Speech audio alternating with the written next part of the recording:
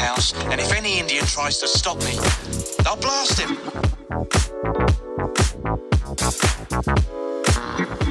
You know, the only thing more pathetic than Indians on TV is Indians watching Indians on TV. Hey everybody, how's it going? It's Ian, back again for another episode of Native Film Talk, and today we're going to talk about Reservation Dogs, Episode 2, Indian Clinic. What I loved about even just the title, Indian Clinic, it's not I-N-D-I-A-N Clinic, it's the Indian way. NDN Clinic, capital NDN. I love that. So let's just jump right into it. So this episode was directed by Sidney Freeland, written by Sterling Harjo. I'll do a quick synopsis, like a quick blurb of it, and then we'll go into the plot review. Actually, we'll do a cast review, plot review, positives, negatives, and then final thoughts to take us home. But first, I want to just give, like, for those of you that don't remember or haven't seen it, here's like the Wikipedia 2-3 line sentence version of the episode. So Bear gets jumped and beat up by the Indian Mafia, necessitating a visit to the local clinic. Alora and Willie Jack set up outside to sell meat pies next to a guy flogging traditional medicines. Throughout the episode, the four encounter various members of their community. Cheese is kind to an old woman who thinks he is her grandson, and Spirit from episode 1 has issues. The local doctor flirts with Bear's mom, who works at the clinic. So that's kind of the quick one from Wikipedia. But before we get started with talking about the plot, I already last episode introduced the four. So Cheese, Alora, Bear, and Willie Jack, and I kind of went over their filmographies, where they're from, their tribes that they come from. But we are introduced with some new characters that are either recurring from episode 1 or are brand new. So I wanted to talk about some of those. And let's get started with my favorite, is Dallas Goldtooth. Dallas Goldtooth plays Spirit, and he is in this, the first and second episode. He's Dakota and Navajo, and I didn't introduce him in the first one, and I'm kind of disappointed I didn't, but I'm glad he gets his own, like, spot here, because, like, I am so excited to talk about him. But what's interesting, when I looked up his filmography, outside of the 1491s, I mean, that's not on his IMDb, but outside of the 1491s, like the work he did there, I don't know of any other movies or TV he's ever been in. So in my mind, I was like, okay, it'll just be Res Dogs only. But for those of you listening, please tell me you knew about this. I didn't, or you didn't know about this. Like, what rock was I living under? How did I not know about his other thing that he's in? And that is Drunk History. There was an episode of Drunk History about the occupation of Alcatraz. I had no fucking idea. I had no idea about this. So if you don't know, it's so good, by the way. Like, I never watched Drunk History. Actually, I watched like a few tidbits of Drunk History, but like just when it shows up on my feed, like, I don't have Comedy Central. I didn't have, I cut the cord a long time ago, so I don't have access to Comedy Central shows. I don't watch Comedy Central, but Drunk History is a Comedy Central show where it's basically that. They sit around and have drinks and, like, they talk about history, but then they talk about it in a way that, like, we talk every day. They're like, oh yeah, so-and-so said this and so-and-so said that, and they kind of, like, spoof, like, recreations of history, and they bring on actors to, like, recreate history, basically, and they make it fun. And they talked about the occupation at Alcatraz, and Dallas Goldtooth is in that episode because he plays John Trudell in that recreation.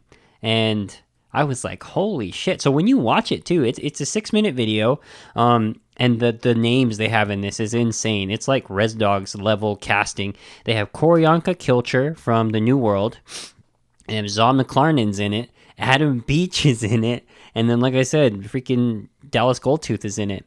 So highly recommend you go watch this. It's really, somebody has it on Facebook, or Comedy Central has it on their Facebook page.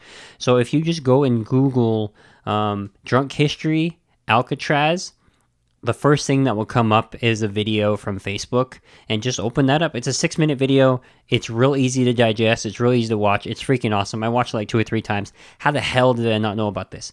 But outside of that, this role, Dallas playing Spirit, is his only other role. So it was awesome. Like, I want Dallas's life. God, what a resume. His activism outside of, all of this. If you don't know, go follow Dallas Goldtooth. And he is always up to date on all the activism across Indian country and all the indigenous activism. Like right now, they're fighting Line 3. So, go check his page out. And just, he's a fascinating individual. UCLA grad, USC grad. So definitely go check him out. Bobby Lee. So Bobby Lee is a comedian. Even a lot of people may know him from back in his Mad TV days. He has a podcast right now that I mentioned last episode, Tiger Belly, that he runs with his girlfriend. It's a great podcast. It's a really silly podcast. And like I said last episode, you either love Bobby Lee or you can't stand him. I love Bobby Lee. So this was great. It was really refreshing to see. He plays a wonderful, wonderful IHS doctor, Dr. Kang. And then this episode, we were introduced to Janice Schmieding, actually reintroduced, because she plays Regan in Rutherford Falls, which also got renewed for season 2. So that's awesome. That makes this feel like an Avengers movie of just like, oh God, like how are they getting all this talent in the same place? And so she plays an insanely accurate and good IHS receptionist. I grew up in Tuba City, going to IHS my entire life, and yikes, like just that IHS experience is, if you've been once, you know it. And I love her facial reactions. I love her deadpan stare. I love how curt she is, how nosy she is, even though she's just doing her job. What's cool is also her other work. There was a podcast she had called Women of Size. I never listened to it. It ran from 2017 to 2019. But if you're interested in more Janice Schmieding, you want to hear more stuff that she does, go check that out. She was in an episode of Broad City. I was so surprised when I found that out in her filmography. I fucking love Broad City, and me and my wife love that show. I need to go back and watch that episode that she's in. And then she's also a writer. She's a comedian. And then, most notably, she's in Rutherford Falls. But it was great to see her. So next we'll talk about Little Mike and Funny Bone, a.k.a. Moose and Miko. So they are rappers for a living. The first time I ever saw these people was on America's Got Talent. They currently are rappers. They travel, do motivational speeches. They're motivational speakers, so they travel around, they give talks, they perform. So they refer to themselves as urban natives. They're actually brothers in real life. They were like born and raised in Oklahoma City. So yeah, that was pretty cool to see Lil Mike and Funny Bone. I was like, hey, it's the guys from America's Got Talent. And I'm sure like Oklahoma people are just like, ugh, because they've probably seen these guys all over the place, like it's like, how dare you only know them from America's Got Talent? But sorry. Do the rain dance. That's how I remember them. Do the rain dance. So next is Sarah Podemski. She plays Rita, who's Bear's mom. She's Salto from Canada. She's been around for a while. Her filmography dates back to 1994. So she's been in the game for 27 years. And, she's done a lot of stuff in Canada, being that she's from Canada. There's an animated a series called Total Drama that has like a few spin-offs. She's been in that. She was in Cashing In. There was a Netflix series called Between that she was in, and there was an Amazon Prime show called Tin Star that she was in, and she was in another Sterling Harjo movie, Miko, which also features Zahn McClarnon. And she was in Resident Alien. I forgot she was in Resident Alien. So she is in that. And, Sam Tomko's in that one. Gary Farmer's in that one. So definitely go check that one out. So she's an experienced actor, and it's great to just see her getting her due in this episode. And the last one I'll talk about is Richard Ray Whitman. He's Yuchi Muskogee. He plays Old Man Fixico. Old Man Fixico, if you remember, so in this episode, in Indian Clinic, he's selling next to the group, next to the Res Dogs. He's selling out in front of the IHS clinic. But in the first episode, if you remember, Big mentions Old Man Fixico when he approaches them in the cul-de-sac and they're selling the hot chips. And he's like, he's like, that's not the most scary part. All the thefts and everything, that's not even the most scary part. It's like Old Man Fixico claims he saw the deer lady. And so Old Man Fixico is selling medicine. He's selling stuff. And he definitely has this spiritual kind of sage wisdom piece or aspect to him that we all know. Some people in our community just have that connection that others don't. They're blessed to have that connection, and people go to them for knowledge, and they lean on their knowledge and their perspective. And Old Man Fixico seems to be one of those people. But as for the actual person, he's been in a bunch of stuff. Richard Ray Whitman, sounds like, him and Sterling must have a close relationship because he's been in Sterling movies before. He's been in Sterling Harjo's movies, Barking Water and 4 Sheets to the Wind. And he is in Cherokee Word for Water. That's another movie. The Only Good Indian. That's with Wes Studi as well. And he was in the show Chambers, the Netflix show. He was also in a Sidney Freeland movie called Drunktown's Finest. And he's in even as far back as he was in Lakota Woman. So this guy has been around for a while. So I'm sure for people who are tuned in and know who this guy is, they're like, oh, hey, that's like a local superstar. That's like a local hero. That's like a local film star. To me, he's just the guy that plays Old Man Fixico. So I need to I need to definitely start watching some of those other movies, and so I can see him in that. So it's clear like they're not messing around with the casting. Like they're getting people that, to most non-native audiences, I would say most audiences outside of Oklahoma, like there's a bunch of new people seemingly, but a lot of these people have been around and been working. So let's go ahead and just jump right into the plot. So first off, this episode was awesome.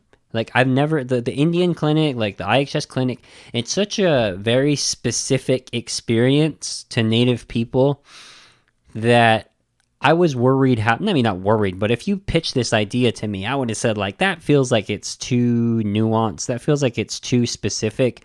I don't know how well that's going to carry over to non-native people.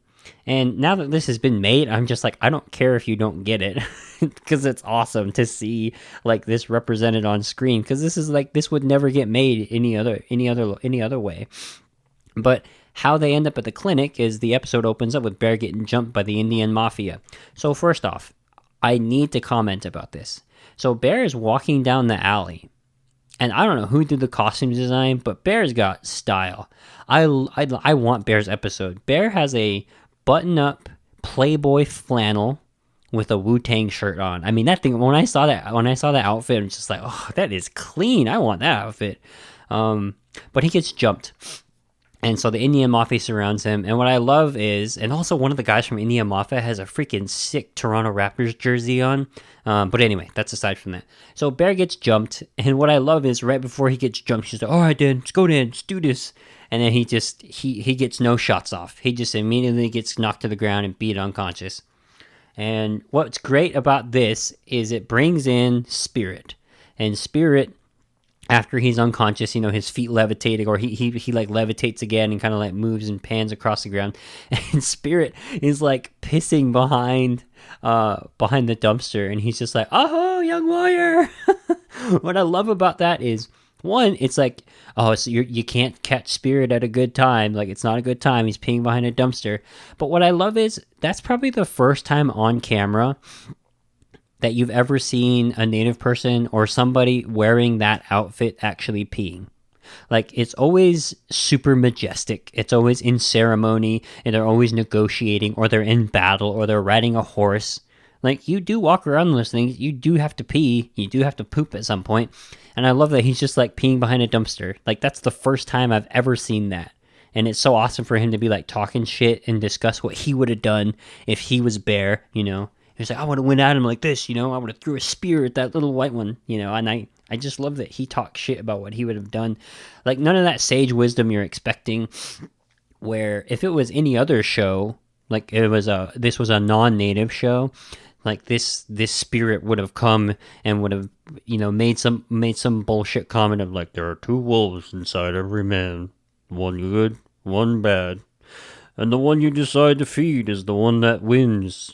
Think of that next time you are in conflict, young warrior. That bullshit. But instead, Spirit's like, you got beat up again. If that was me, man, I would have thrown a spear at the little white one. That was great. It's great. I love that Spirit is always like hung up on what happened at the battle.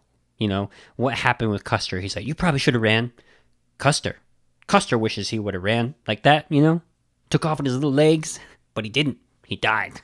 And I love that he's always taking jabs at Custer and always bringing it back up and like reminding people like, yo, Custer died. Custer tried to fight me, tried to fight my people, but nope, homie died. And what I love about this character is he's so dynamic. I've never seen a character this complex and so simple at the same time.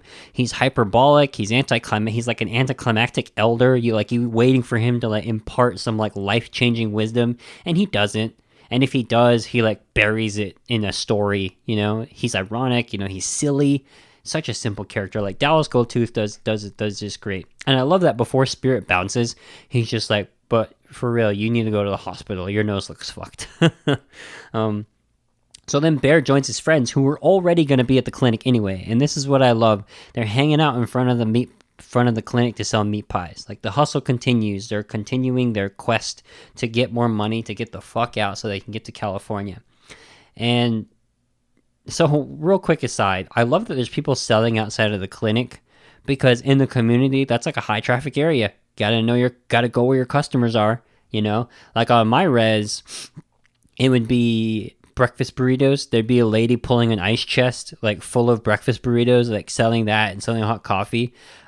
But I think across all IHSs, like there's something like this. It doesn't look exactly like this, but there's something like this. There's people selling, people trying to hustle, people just trying to feed their families, just trying to make some money. You know, if it's not here, it's at a flea market right nearby, or an empty vacant lot that's like a few lots down from the IHS that everyone congregates at.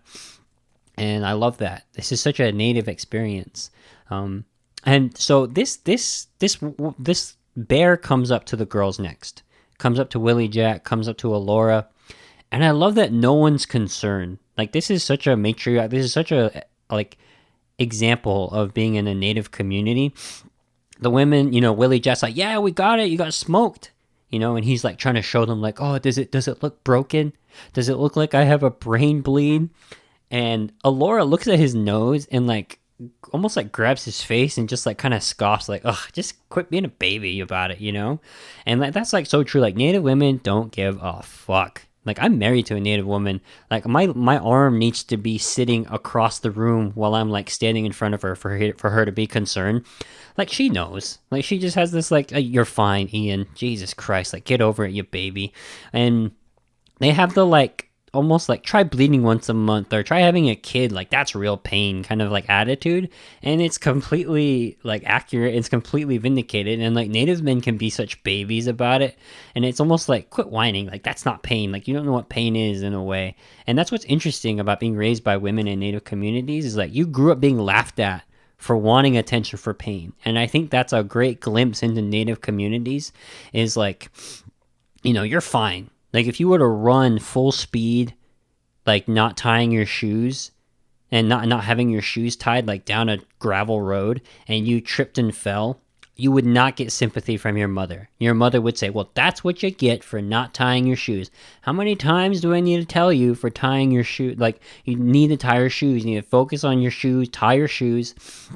You would not get sympathy from your mom. You would not get sympathy maybe from your auntie. Usually your aunties are super mean.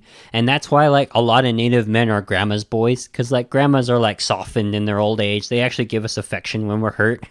But aunties and moms, like, no chance. No chance. And that's why Indian boys like love their aunts and grandmas. Because you're not going to get compassion like that from your mom. But anyway. And I think that's where like Bear is like great. He's like trying to go everyone like, hey, does it look broken to you? Like, do I need to go to the hospital? And they're just like, fucking go to the hospital, we're already here, you know? And you can tell that like Bear wants someone to rub his back and like tell him he's tough, and like listen to him tell like his side of the fight, tell him he could have won, you know, tell him what we're gonna do next. And these girls are like, why am I going to interrupt my day for some man that can't suck it up? Like, we got meat pies to sell. We got shit to do. Like, you either help us sell meat pies or go to the doctor. But you need to help us out. So hurry the fuck up, you know? And so Bear goes in to the hospital, and he has his interaction with the IHS receptionist, who's Janice Meeting. And she does a great job. Captures, like, the monotony, the anger, frustration, neglect, the customer dissatisfaction we all have experienced at IHS. And I swear, like, IHS, like, a criteria for the receptionist is like, who is the biggest curmudgeon we can find? Let's ask that person who's the biggest curmudgeon that they know. That's who we want to be manning the front desk. And like, the IHS receptionist like always manages to like teeter this line of like trying to do their job while being super nosy at the same time, while also acting like they're a medical professional, while reminding you that they're not a medical professional. And I love it. It's just great. And Janice Meeting does a great job of that. And she's so mean too, like with the violent like hitting of the keys, and like just like the way that she looks at you but doesn't move her head. And it's wonderful. And I love that Bear, he comes up and he's just like mad. He's like, why do I need to fill this paperwork out? My mom works here. I've been here 1,000 times. Why do I need to fill this paper out? Which is so true, by the way. Any other hospital, now that I've moved off to res, now that I have health insurance, like, you just go to the doctor and you're like, what's your name? And you're like, oh, Ian Allison. Okay, yeah. We have your file up here. Okay, your doctor will be able to see you. It's not like that, IHS. You got to freaking like, what's your chart number? If you don't know your chart number, you need to give us your physical address. What's your physical address? Oh, your physical address doesn't match with what we have in our system. Well, I can't tell you what physical address we have down because that's illegal. You need to tell us what, God forbid you ever moved once or changed your phone number. Yeah. Anyway, it's freaking awesome. And so what I love is at the very end of like Bear is trying to like pitch to her, like, I've been here 1,000 times. Like, help me out here. And he gives her all the paperwork and she's like, and then Bear tells her, he's like, so how long is the wait going to be? And Jana looks at him and just says, you've been here 1,000 times. You should know. Just like, it's going to be a fucking long wait, buddy. You and I both know that. And what I love too is like Bear's mom works there. And Bear's mom gets hit on all the time. And that's like I don't know, I was asking my wife about that. I'm like, how is that? Like, is that a Native woman experience? Like, do you just get hit on all the time? And she's kind of like, yes, you do. But if you're like an attractive single person, and I shouldn't have thrown in attractive, it's just like, if you are attractive, you definitely get hit on way more from like married and non-married men in Native communities, and it's like kind of gross. And like, men don't care. They're just like, oh, a person that I can covet, a person I can go after. And it's wild how you see that, and that's demonstrated here. It's like everyone doesn't give a fuck. Like, Big, the cop, is supposed to be like saving the world, trying to stop crimes, and he's like holding up her from doing her actual job at the clinic because he wants to like tell her about sometime he almost had to shoot his buddy because he's like, oh, trying to tell her his war stories, trying to impress her, trying to get her to be like, oh, you're so brave, you're so this, you're so that. And instead she's just like Alora, just like Willie Jack, and just like, bro, get the fuck out of here. I got work to do. If you're not going to help me with my work, there's no reason you should be here. I love that. And at the same time, you got Alora and Willie Jack like putting up their stand, selling meat pies next to Old Man Fixico. And what I like about Old Man Fixico is that's on every res. Whether it's a flea market, any kind of Indian market you go to, there's an Old Man Fixico where they're selling such a random assortment of stuff as like sage and cedar, abalone shells, arrowheads, mountain smoke. For us, it would be like Navajo tea and like these random herbs that for some reason always have the cure of what they're actually curing, but it's always written in Sharpie, like joint pain or, I don't know, rashes, kind of shit like that, or burns. And for some reason, too, I love that they just put on Old Man Fixico's table, they put bingo dabbers on there. Because you gotta have bingo dabbers on there. And this whole time, like, in this episode, the group is disjointed. Alora has to go into the doctor. Bear has to go into the doctor. Cheese, like, goes off to go freaking find candy, because that's, like, his mission in life. In the first episode, he steals a lollipop. In this one, he goes into the optometrist office trying to steal candy. And then he's strong-armed into an eye appointment because his eye's apparently awful. And I love that Dr. King is the optometrist. He's the general physician. He's like the everything doctor. And Bobby Lee, when Sterling Harjo was on Bobby Lee's podcast, he was telling Bobby Lee, like, when we wrote this character, Dr. King, the IHS doctor, we wrote it with you in mind, like talking to Bobby Lee. He's like, because your humor, the way you deliver content, like, we wrote it with you in mind. And so when I watch this, I can see that. Like, that deadpan humor, the way he just looks like fucking run down. Like, he looks so exhausted. I'm just like, I can't believe I'm here another year. I can't believe it's been 10 years I've been here. Like, where has the time gone? He's just like, oh, God. Like, he can't stop working. He can't stop, coming to work every day, but he just also can't leave for whatever reason. And he did a great fucking job. And there's a funny interaction, with Bobby Lee and Cheese when there's like debating whether or not he should get his, I'm sorry, protesting whether or not he should get his eyes dilated. And it's great because there's a good interaction. I love the playful interaction that Bobby Lee's character, Dr. King, has with the community, because that's how it is. It's like fed up, but also like considerate of people. And I think that's so representative of the people that come through our communities. And I will talk about it at the end, but like, it's not odd for someone from another country, from across the United States, to end up at an IHS facility. And I think that's something that a lot of people that aren't from reses don't know, is we have such a revolving door of physicians and in our communities. Sometimes it's because our facilities are so small that they don't have the ability to have specialists. So we'll get random people from, I don't know, like in Phoenix or Tucson in Arizona, like miles, hours of drives away. They'll show up like 2-3 times a year to our one little facility to offer specialized care. And so, have like a bunch of community members like all line their appointments up just so they can have an appointment with that one specialist. And why this also happens too is we get a lot of young, fresh doctors.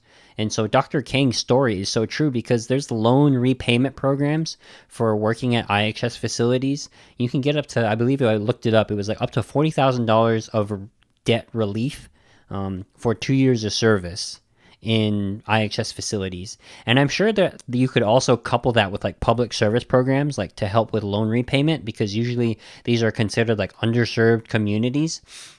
And like communities, like communities of need. So there's like all kinds of like debt repayment programs. And as we know, medical doctors, they come out of college with a ton of debt. So we get people from all over the place in IHS facilities. Some of them stay, like Dr. King. Some of them end up marrying into the community. Some of them just stay just because they end up like loving the community so much. The community embraces them because there are healers. There are people that we go to when we're sick, and they always take care of us. They always look out for us. They always remember our names.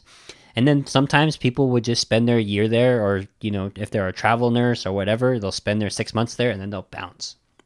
And I feel like in this episode, they captured so much of that with so little dialogue.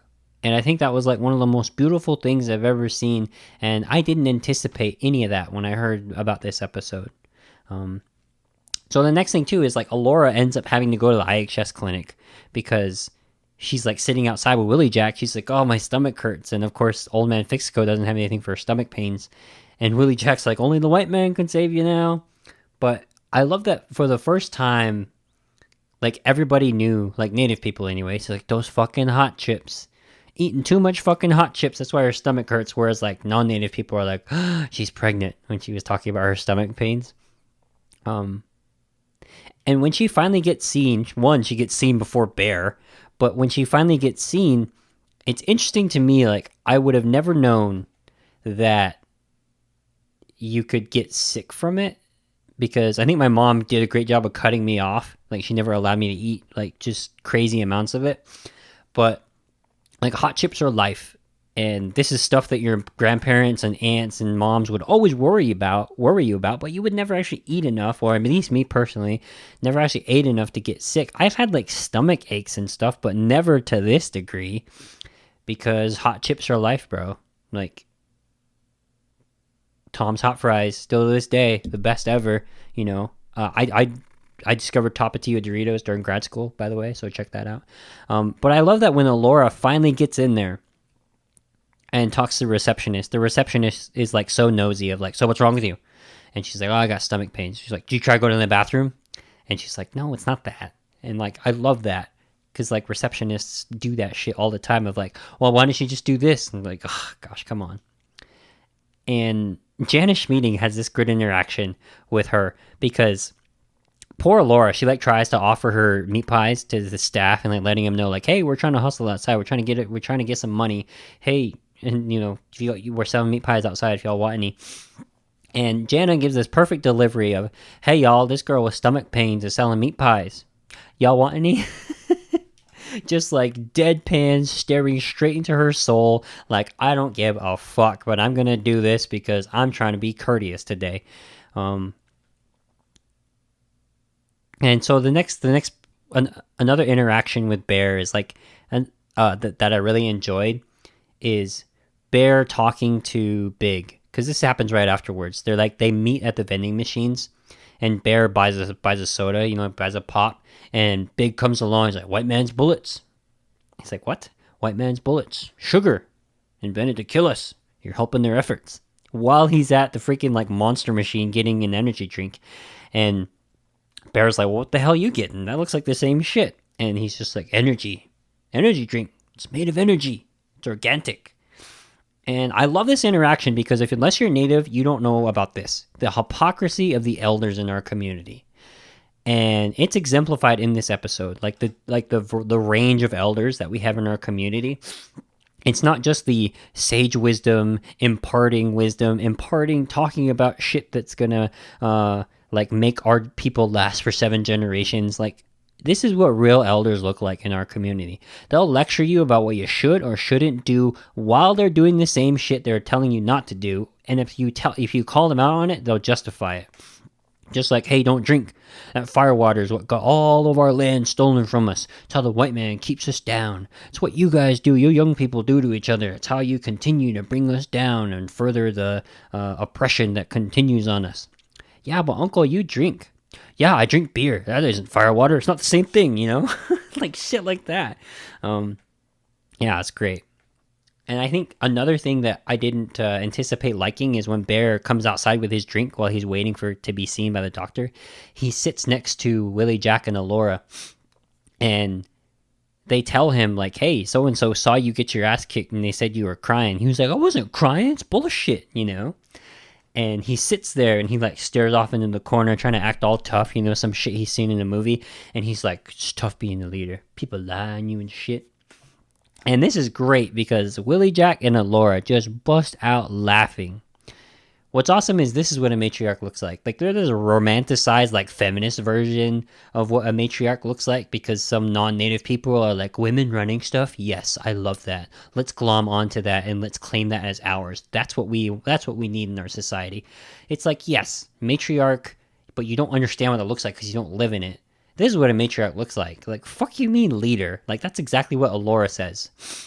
And this is what it looks like when you try to apply standard modern interpretations of leadership into a native community. Just because he's a man, and Bear struggles with this, just because he's a man, he speaks the most and thinks that people listen to them. He assumes he's the leader. The truth is, everyone watching knows that Alora is the leader. And I think that's some of like the great stuff in our community, even that our men today struggle with, is because we consume so much media today that we think like, "I am man, therefore I lead."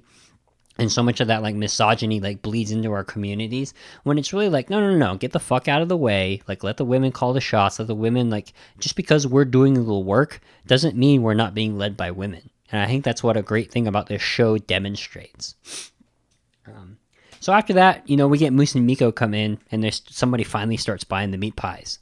And I bring this up because this is an interaction with Big. And when they get their meat pies, I hated this line as soon as I saw it. I can't remember if it was Moose or Miko that said it, but he was like, "Man, I love meat pies. I like my meat pies like I like my women, brown, greasy, and hot." And as soon as I heard that, I was like, "Oh, Indian country's gonna glom onto that shit." It's like a terrible res joke, and people are gonna love it. Sure enough, all over Twitter, all over Instagram. But whatever, some of those cringy jokes, they just work in our community and people love them. What I love though about this too is like Big is so tribal police. He's so like, the answer is right in front of your face. How can you not see it? Because Cheese got his eyes dilated and he's sitting next to Alora, sitting next to Willie Jack, and he is sitting there eating a bag of flaming flamers in front of Big. And Big's like, hey, where did you get that? And this is the point as an audience member, you're thinking like he's going to start piecing it together. He's going to understand like flaming flamers. They were selling these in front of their house. They're eating them now. All of a sudden it's like, okay, now it's going to start coming together. I'm going to piece the puzzle together and realize that these are the kids that are committing the crimes in our community. But of course he grabs it and he's like, "Hey, a chip truck of these, full of these was stolen. I'd better not hear you guys buying these black market." It's like, God, Big, you can't get anything right, bro. It's right in front of your face. But I think it speaks to something more about this community. this is true for small towns, but I think it's almost universal for Indian country, is the cops know our families in the community. And it says a lot about these kids. Like, these kids are good kids. These kids don't have a history of behavior like this, and probably their families don't have a history like this. And so I think Big assumes the best and assumes the best outcomes for these kids. So the last thing he's going to do is assume these are the kids that are stealing the actual chip truck. I mean, he's maybe assuming that they're dealing with people who have actually done those crimes. And so next, like, this episode's kind of all over the place, and that's kind of like one of my negatives, but like, after this interaction, Cheese just goes wandering around the hospital again. Like, he's not helping selling meat pies.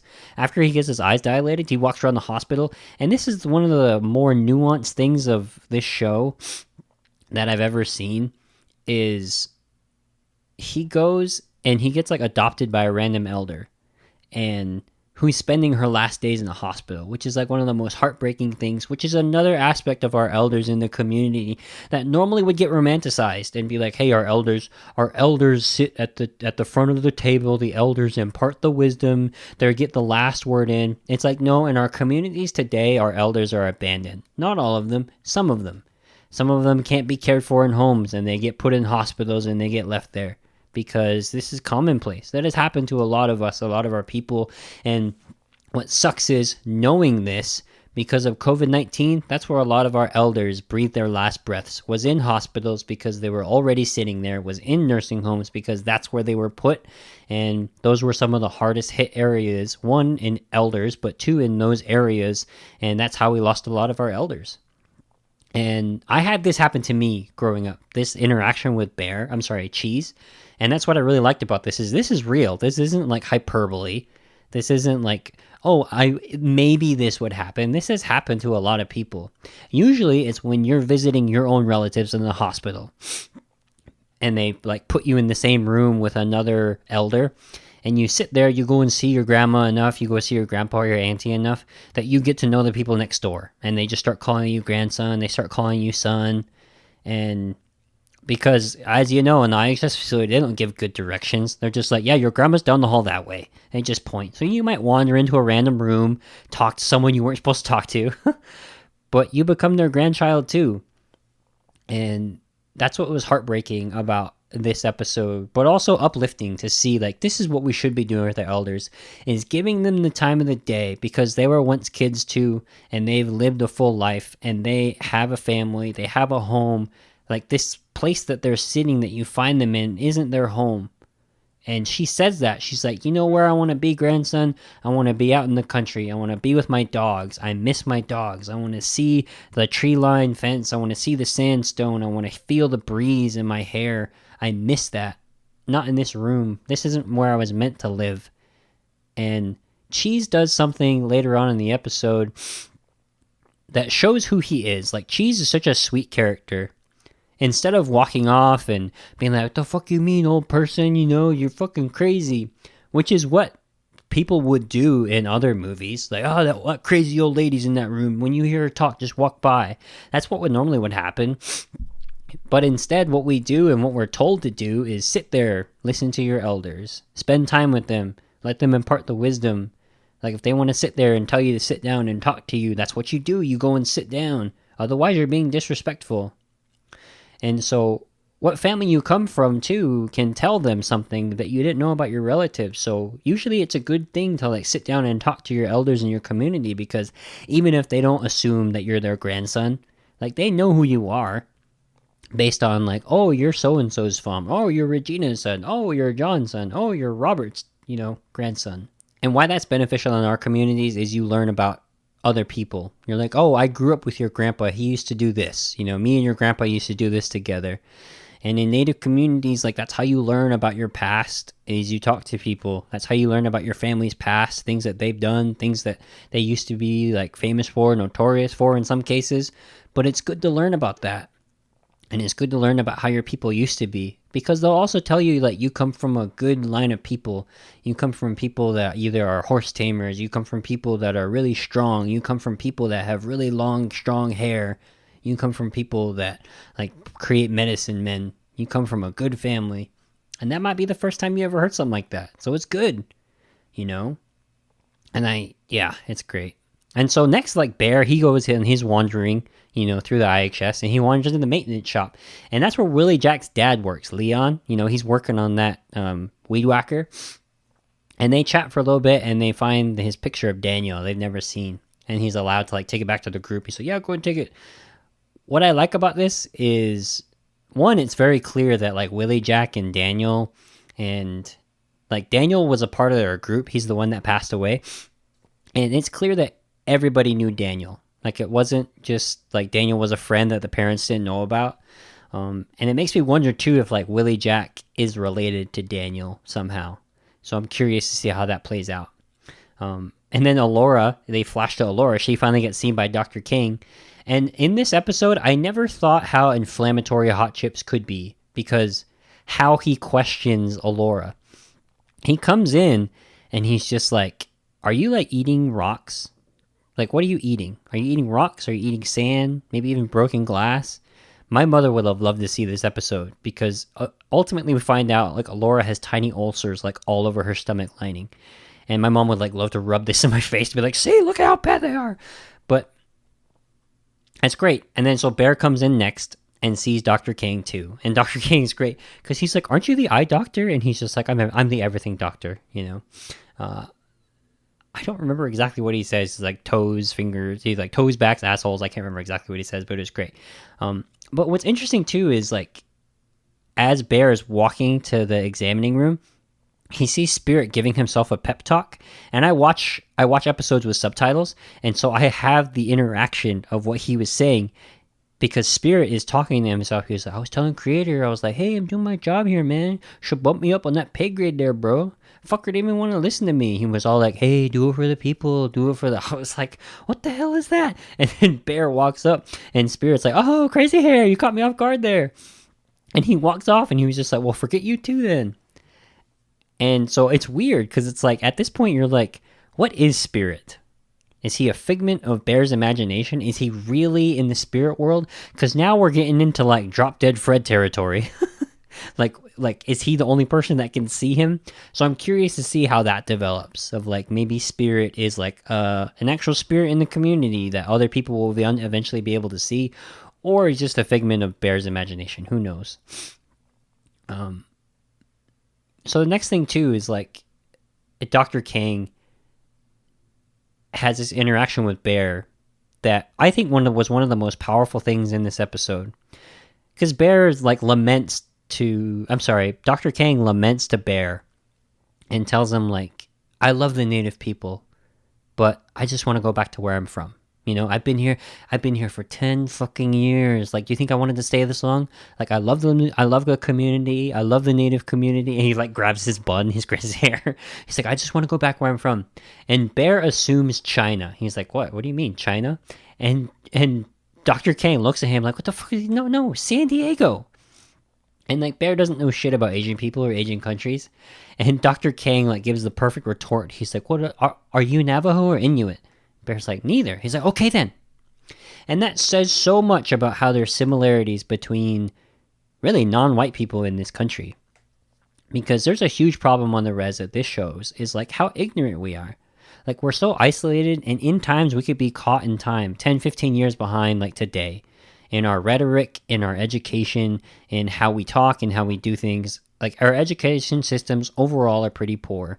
There's generational poverty. Some people never leave the res, so they're so isolated, they're so small town. And we have the audacity to think sometimes like, "Oh my God, I'm clearly Cherokee. How can you be so ignorant to mix up Cherokee people or Choctaw people? Like, I'm Hopi. How could you mistake me for Navajo? I'm clearly Hopi." It's like, why can't everyone else see this? Meanwhile, to Native people, all Asians are Chinese, and it's like, Jesus Christ. But this shows so much about the similarities between us. Like, in the United States, you're Asian, you're Native American. You're American Indian, you're Asian American. But really, what does that mean? It's just buckets that are created to like bin us and to put us in these pockets to say like, okay, you fit here, so you most fit this category, so you fit here. And it creates this like almost like generational ignorance of like, you just like, oh, Asian person, Chinese. When the truth is, There's Koreans, Japanese, Chinese, Filipino, Vietnamese, like even Indian people or Asian. There's Thai, Hmong people, like etc. Like the list goes on. Just like with Native people, there's like just in Arizona, I'm Navajo, and people guess Navajo all the time because that's the most prevalent one here. But there's over 22 different federally recognized tribes just in Arizona. But people don't know that. They assume, are you Native or are you Navajo? And that's why, like Dr. Kang's joke, are you Navajo or Inuit? Because that's what people know. That's what people see in TV. That's what people see in the news. And that's so far from the truth. And that's why DNA tests like are so misleading and so aggravating to Native people, because it'll just say Native American. That there's over 560 tribes. What do you mean Native American? That doesn't tell me shit. You know, it's like that Native American piece that you're so proud about now, that single-digit % that you found out because you did a 23andMe. It could be from like 4 or 5 different Native nations. It doesn't say what it is. It just says Native American, you know. But that was a great piece of dialogue between Dr. Kang and Bear that says so much about how much we can learn from each other and how we can't assume people know. And it's partly our duty to educate people, but also people to like gently correct people, because we can't assume. Because Bear wasn't being mean. He's just like, oh, I'm sorry, I didn't know. But still, you see Dr. Kang, he's fucking pissed. He was just like, bro, I get you, and you can tell he gets that all the time based on his response. I'm just like, are you Navajo or Inuit? He's heard that so many times that he has crafted a response that Bear can understand. And in this, you know, as Dr. Kang's walking out, you know, Bear's just like, he's like, so this means I can't fight anymore, right?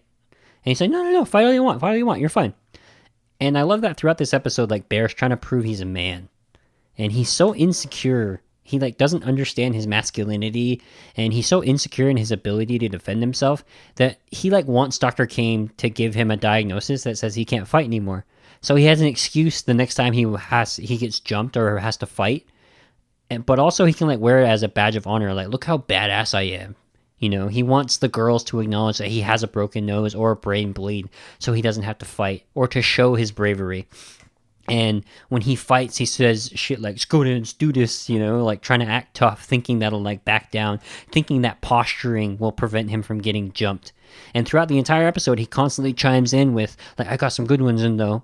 Every time like he brings up getting jumped, because he wants people to think like, oh, he got jumped but he fought bravely, when the truth is it's like, bro, it was 4-on-1. You had no chance.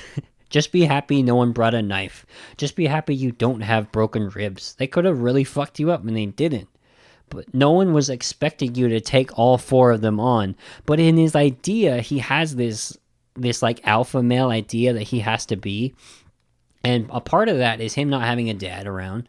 A part of that is like this screwed up, like clash of like being a native, but also like getting fed this like toxic masculine shit, you know, from TV and what we consume in the media. And why I talk about all this is great. A native character has never been given this much depth, this much dimension ever before this show. You know, I love it, because any other show, it'd be like Wind River, when Martin Sensmeyer is just a meth head burnout in a trailer. And then that's all you see of him. But in this one, no, it's not. You get so much depth. And then, so, you know, next scene, Dr. Kang is hitting on Rita, Bear's mom. And what I like about this is it shows the disparity, maybe not disparity is the right word, but it shows how native and non-native men would hit on a native woman. Because when Big hits on Rita, he's trying to show his warrior presence. He's trying to show his humility as a warrior. He's trying to show his humility as someone of like, I could have taken my friend's life, but I chose not to. And, you know, trying to show that he's emotional and he can cry and he can be in touch with his emotions. And Dr. Kang is like, this native woman needs a man. She needs someone to take care of her. She needs someone that can hunt and fish.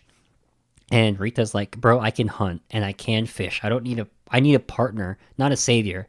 yeah, I'm looking, but I'm not looking for you. Like, just because you're a doctor, which is funny because in the first episode, she's like, don't you think it's time when we find you a doctor dad or a lawyer dad? She has a doctor going after him, and she doesn't fit the narrative of like, a doctor, finally I can go after him. She's like, no, not that guy. I don't need that. I need a partner, not a, someone who thinks less of me, someone who thinks I need things from them. And it's great because it's a flip on everything we've ever seen in like Native portrayal of women. And I'll delve more into it in the positives, but it's just great that Rita's character is fallible, yes, but she's strong. She doesn't need a man, In history, we've always seen them hypersexualized, needing a white man, or needing a man to survive. And it's very seldom that Native women are portrayed with how they really are, which is very strong and very independent and frankly running shit in our communities. And so this is great. And, the episode eventually gets close to the end when the Indian Mafia throughout this entire episode has been like, kind of like prodding and poking at the Res Dogs by like driving around, slow rolling in front of the IHS clinic. And they eventually just like all four of them get out and lean on Bear's car, trying to instigate, And Bear comes out, and it's Bear, Alora, and Willie Jack. They're just like, fuck it. They're disrespecting us. Let's go get him. And so they go there. And what I love about this, and it's so like clear that like Willie Jack is just tough as shit. Like she's just ready to throw down. As they're walking along, Willie Jack's like taking out her beaded earrings. You're just like, yeah. Like Willie Jack for sure has fought before. Willie Jack has fucked up some people before, and she knows you take your earrings off before you throw down. And I love that. So when they get in their faces, like everyone's talking and it's kind of inaudible. But Willie Jack's like she gets up in front of the other girl's face, Jackie, and she's just like, hey, yo, I'm about to slap you out right here. I'm about to slap you out right here, right now. And Willie Jack's character is so real, so authentic. And I've seen so many Willie Jacks in my life, and they all terrify me. And I love it. And the fight gets broken up by Big and Bear's mom. And at the very last piece of the episode, it ends with Cheese and the Elder. Cheese is just like pushing the grandma down the hallway. And Bear is just like, what the fuck are you doing? And he's like, oh, I'm taking my grandma, I'm taking my grandma outside. And at that point, like, Cheese just like, this is my grandma, I'm her grandson, even though we didn't know each other before this episode.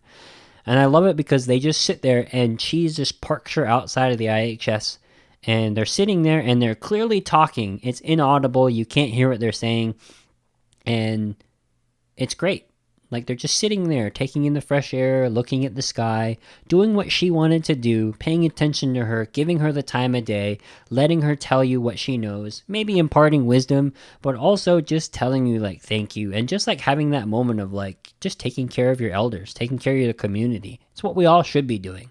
It's such a nice way to end the episode. So, let's go into positives. These kids are doing bad shit because they want out of town, but they're also doing stuff like selling meat pies instead of stealing. It shows that these kids are good inherently, but they just want to get out so bad. And I think now you're starting to see like the character development to the point where it's like, not everyone really wants to get out. Like, Willie Jack's dad works at the IHS. Like, she really going to just bounce and go to California? Like, Cheese likes the community enough that he wants to spend time with his elders. It's very clear, especially episode 5, he goes on a ride along with Big, and he wants to be not a light horseman, but he wants to be a detective in the community. And Bear, his mom's there. He wants to take care of his mom. It seems like Alora is really the only one who wants to get the fuck out. But all of them are trying to go after this dream of going to California. But we learn, like, Cheese is a kid with a big heart. Bear is someone who's trying to find his way in the group. Like, it's great. It's great. One of the biggest positives is Rita. She's a single mom. She's holding it down, looking for a man, but more so a partner. She's looking for someone that can help take care of her and her son. She's not looking for any man she can get, like how it normally would have been if it was like a non-native show. She's not acting helpless. She's not silent, because it's usually what Native women are. They're usually background. They're usually like set pieces. They're just quiet. She's not walking around in skimpy outfits trying to attract people. Like, she's desired and pursued, but she's not obtained, because she's like, no, I'm very specific about what I want, and you're not what I want. Even though you're a doctor, even though you're a career man as a police officer, like, no, that's not what I want. Like, Rita's a lot like Joss in Blood Quantum. Independent, chops her own wood, provides for her family, can hunt, can fish, doesn't need a man. It would be nice because companionship's good, but she doesn't need it. You know, she can hold shit down on her own. And that's real life. And then let's go to the negatives. Negatives, my only negatives, there needs to be more. Normally in this section, I highlight what's wrong with representation when I talk about other movies. Like, I talk about the negative native representation, but there isn't any. I would love a Dr. Kang spin-off. That's a negative, I guess. A Spirit spin-off. A spin-off with Old Man Fixico, or at least an episode on him, but we're not going to get that. Thankfully, there's a season 2. It got renewed for another season, so thank God. So let's talk about my final thoughts, and then we'll take it home. I already talked about, like, everyone getting their depth, but what I love is it's very clear that every one of the 4 is going to get an episode dedicated to them, or at least, like, centered around them, so we can learn more about their motivations, who they are, what their family is about, what they come from, where they come from, and it's great. And I bet, I'm calling it right now, I bet the season ends with a team at an impasse, like Alora being the only one that wants to leave, and, like, actually get on a bus and bounces while the group stays behind. But you can tell that they're leading up to a group division, and they're giving everyone so much depth that it just doesn't feel random. It's going to make sense. Another positive is, or, you know, I shouldn't say positive, but, like, the IHS experience is so specific. I'm surprised that this episode was made, and it was done so well. You know, this was, like, one of my favorite episodes thus far. To me, like, the IHS experience is so monotonous and funny. Like, I was worried about how it would translate when I first started watching it, but I think it came out great. And I think for non-native people, for them to, like, see this, and I think some people who grew up with health insurance, who grew up with access to good healthcare, will probably think, like, well, if it's that bad, why don't you just go to another hospital? Oh, buddy, if we could. A lot of times, this is the only hospital for miles, and we have to endure this kind of crap. You know, we have to endure substandard healthcare, in some cases, like, really illegal healthcare, because we just have to make do with what we have. And in some cases, you can't get certain healthcare because the health clinic doesn't offer that. We're not big enough. We don't have enough funding. And so I think it's great that it showed some of that, how, like, Dr. Kang is the doctor for everything, because that's what you have to do in Indian communities, in these native hospitals. And this is my last positive for the show, for this episode. I have no idea what tribe these kids are from or what town this is. And that's the best thing about this show so far. Some people don't like that, but think about it. For those of you that are native that listen to this show, how many times outside of when you first are introduced does it come up what tribe you are, where you're from? If this was written by a non-native person, Willie Jack would be saying, like, "Dang, Bear, must be tough living here on the Muskogee Res. Tough being Creek, isn't it, man?" In real life, everyone just knows. You don't bring it up. You don't say, like, "Man, it's tough being Navajo. Man, this Navajo res located on the northeastern part of Arizona, it's really rough living here." Non-native people feel like that needs to be spelled out and in bold and underlined for people to understand, like, this is a different kind of person. Just because they look a little different, like, it's not obvious enough. We need to put them in a Pendleton jacket. We need to put them on a reservation. We need a big sign above them that says, "This is a Navajo man." Most times they'll just say Native American.